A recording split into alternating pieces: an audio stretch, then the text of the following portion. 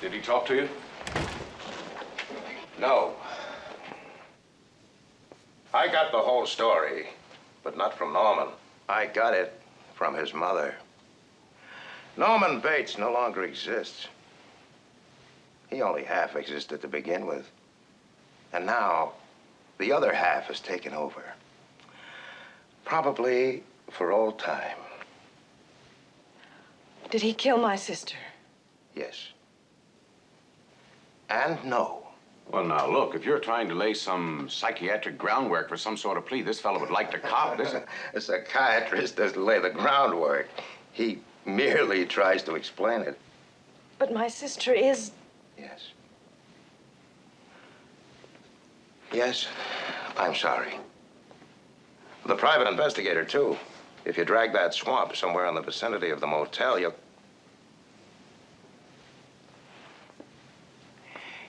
Have you any unsolved missing persons cases on your books? Yes, 2. Young girls? Did he confess to... Like I said, the mother. Now, to understand it the way I understood it, hearing it from the mother, that is, from the mother half of Norman's mind, you have to go back 10 years to the time when Norman murdered his mother and her lover.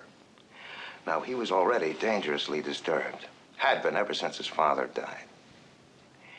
His mother was a clinging, demanding woman.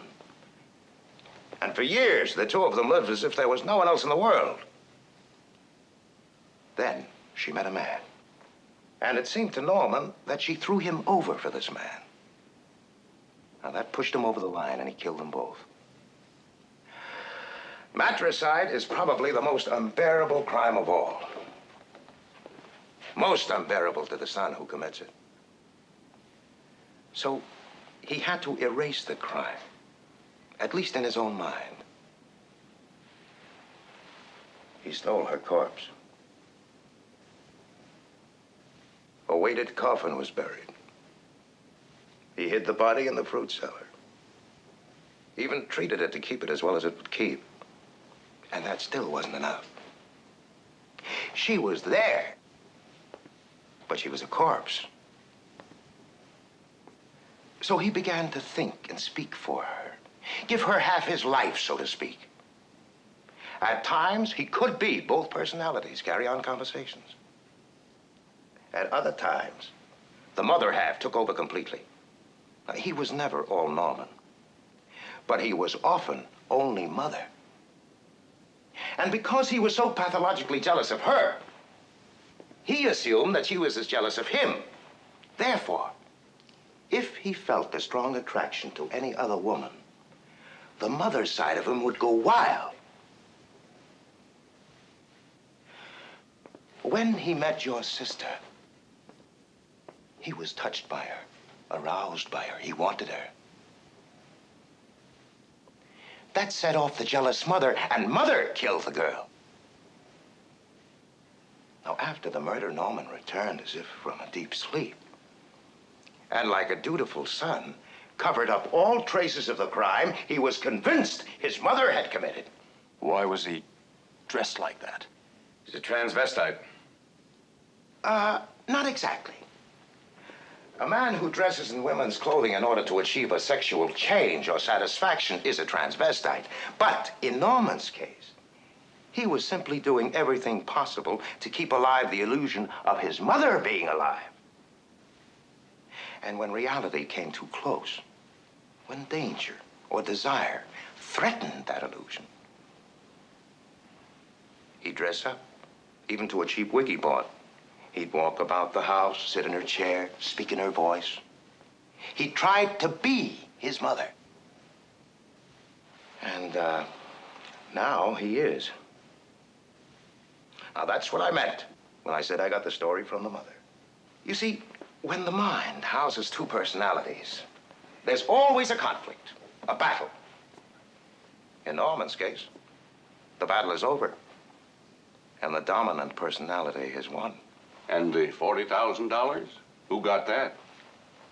The swamp. These were crimes of passion, not profit.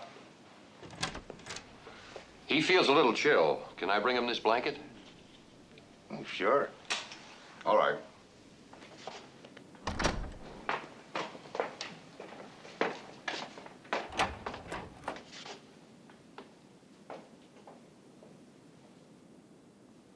Thank you.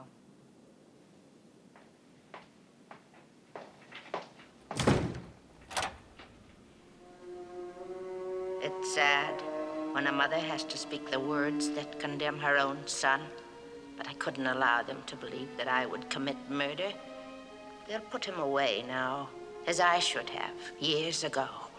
He was always bad, and in the end he intended to tell them I killed those girls and that man, as if I could do anything except just sit and stare, like one of his stuffed birds. Well, they know I can't even move a finger, and I won't. I'll just sit here and be quiet, just in case they do suspect me. They're probably watching me. Well, let them. Let them see what kind of a person I am. I'm not even gonna swat that fly. I hope they are watching. They'll see. They'll see, and they'll know, and they'll say, why, she wouldn't even harm a fly.